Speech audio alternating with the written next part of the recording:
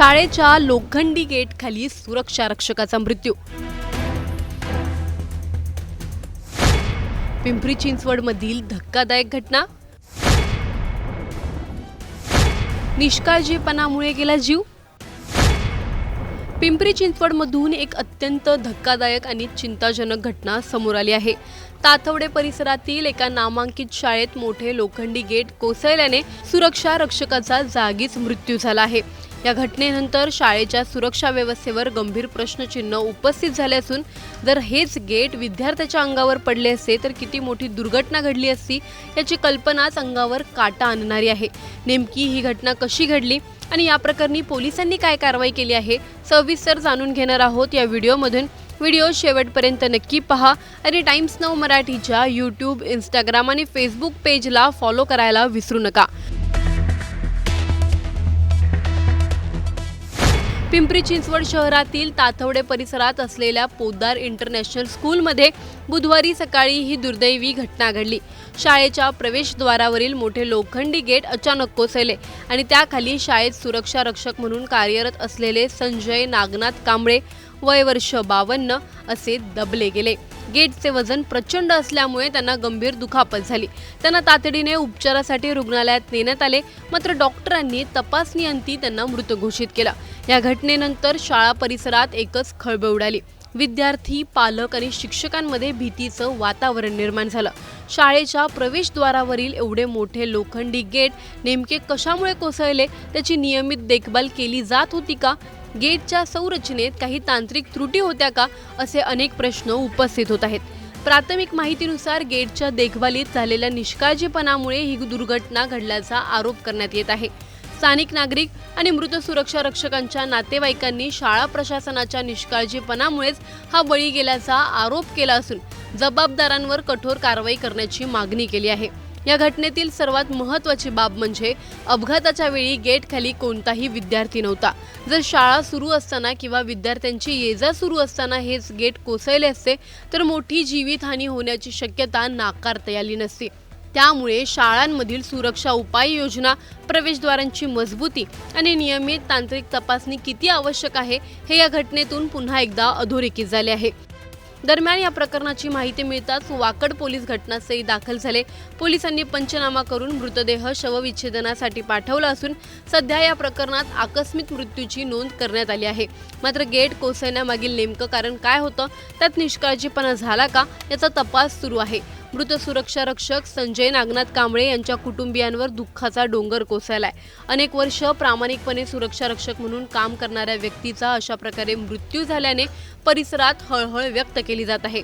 तसेच शाळा प्रशासनावर निष्काळजीपणाचा ठपका ठेवत संबंधितांवर सदोष मनुष्यवधासह योग्य कायदेशीर कलमांखाली गुन्हा दाखल करण्याची मागणी आता जोर धरू लागली आहे। या घटनेमुळे शैक्षणिक संस्थांमधील सुरक्षिततेचा मुद्दा पुन्हा एकदा ऐरणीवर आला आहे।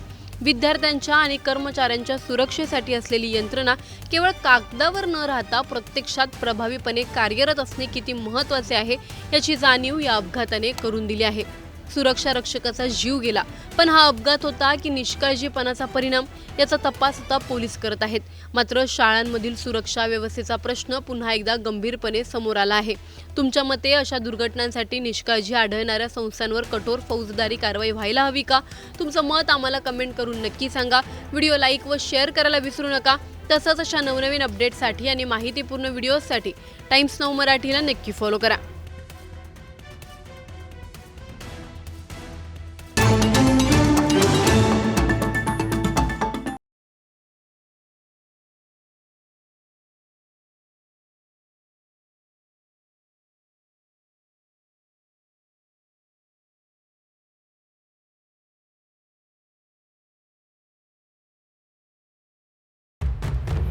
तुकाराम मुंढेंच्या धडक कारवाईला ब्रेक, उच्च न्यायालयाचे मोठे आदेश।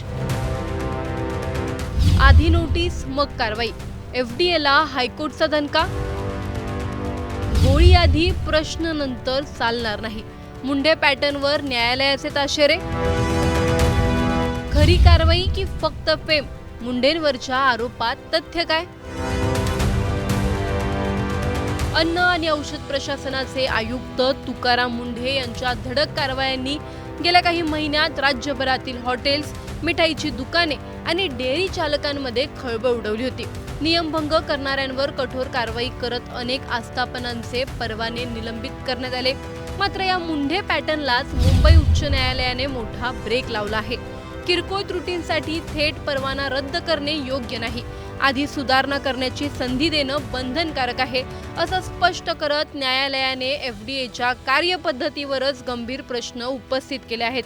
नेमकं न्यायालयाने काय म्हटलं आणि याचा पुढे काय परिणाम होणार आहे, सविस्तर जाणून घेणार आहोत या व्हिडिओमधून. व्हिडिओ शेवटपर्यंत नक्की पहा आणि टाइम्स नाऊ मराठीच्या यूट्यूब, इंस्टाग्राम आणि फेसबुक पेजला फॉलो करायला विसरू नका. अन्न आणि औषध प्रशासनाचे आयुक्त तुकाराम मुंढे यांनी पदभार स्वीकारल्यानंतर राज्यभरात अन्न भेसळ आणि अस्वच्छतेविरोधात मोठ्या प्रमाणावर कारवाया सुरू केल्या. नामांकित हॉटेल्स, मिठाईची दुकाने, डेअरी, दूध प्रक्रिया प्रकल्प आणि खाद्य व्यवसायांवर सातत्याने छापे टाकण्यात आले. या कारवायांमध्ये अनेक आस्थापनांचे परवाने निलंबित करण्यात आले, तर काही ठिकाणी व्यवसायही बंद करण्यात आला. प्रत्येक कारवाईनंतर संबंधित आस्थापनातील त्रुटींची माहिती आणि छायाचित्रेही सार्वजनिक करण्यात येत होती. परंतु या कारवायांपैकी अनेकांवर मुंबई उच्च न्यायालयाने गंभीर आक्षेप घेतला आहे. मुंबई, नागपूर आणि छत्रपती संभाजीनगर या तिन्ही खंडपीठांनी गेल्या महिनाभरात अनेक प्रकरणांमध्ये एफडीएच्या आदेशांना स्थगिती दिली किंवा ते रद्द केले.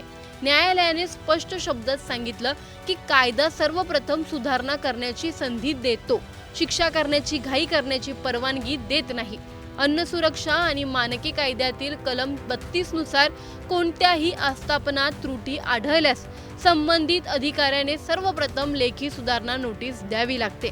या नोटीसमध्ये कोणती चूक आहे, ती कशी दुरुस्त करायची आणि त्यासाठी किती वेळ दिला आहे हे स्पष्टपणे नमूद करणं आवश्यक असतं. साधारणपणे 14 दिवसांची मुदत दिल्यानंतरही नियमांचे पालन न झाल्यासच परवाना निलंबित करण्याची कारवाई करता येते. मात्र न्यायालयाच्या निरीक्षणानुसार अनेक प्रकरणांमध्ये ही प्रक्रिया न पाळता थेट परवाने निलंबित करण्यात आले. यावर न्यायालयाने स्पष्ट शब्दात नाराजी व्यक्त केली. न्यायालयाने असं म्हटलं की फुटलेल्या फरशा, उघडी गटार वाहिनी किंवा स्वच्छतेतील किरकोळ त्रुटी या सार्वजनिक आरोग्याला तात्काळ गंभीर धोका निर्माण करणाऱ्या परिस्थिती मानता येणार नाहीत.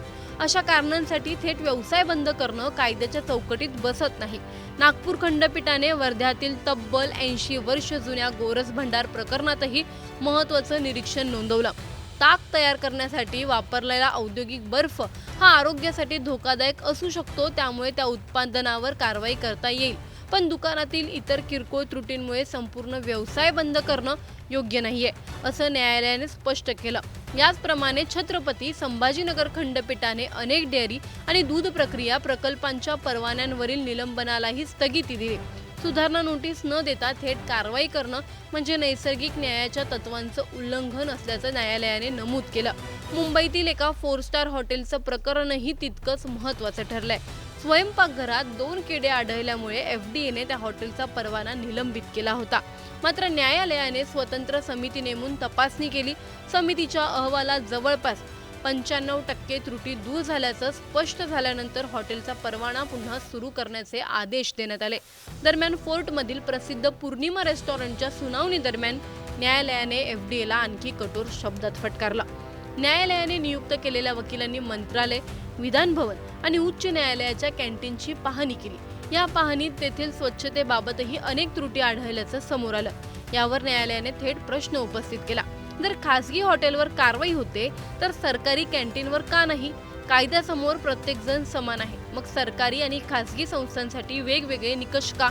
याच वेळी न्यायालयाने अत्यंत मार्मिक टिप्पणी केली. औषध हे आजारापेक्षा भयंकर असू नये आणि आधी गोळी झाडायची आणि नंतर प्रश्न विचारायचे अशी कार्यपद्धती प्रशासनाने थांबवली पाहिजे. या निरीक्षणामुळे आता एफडीएच्या कारवाईच्या पद्धतीवर मोठी चर्चा सुरू झाली आहे.